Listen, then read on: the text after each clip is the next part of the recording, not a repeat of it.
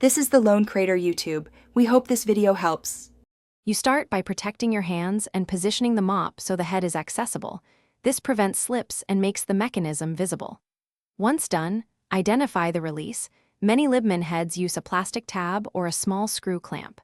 You press the tab or loosen the screw to unlock the head. You do this because trapped debris can hold the head in place.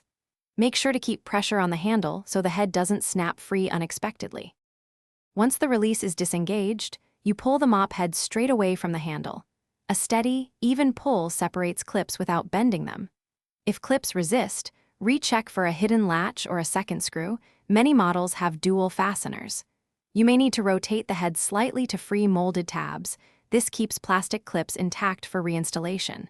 Make sure to set the old head aside for disposal or washing, and look for ragged fibers still caught inside the fitting. To finish, align the new Libman head so its slot matches the handle stem. Press firmly until you hear or feel the locking click. This confirms engagement.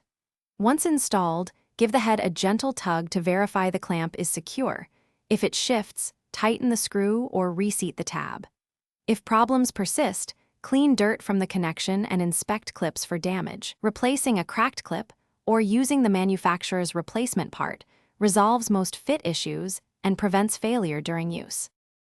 Thanks for watching. Consider subscribing if we helped you.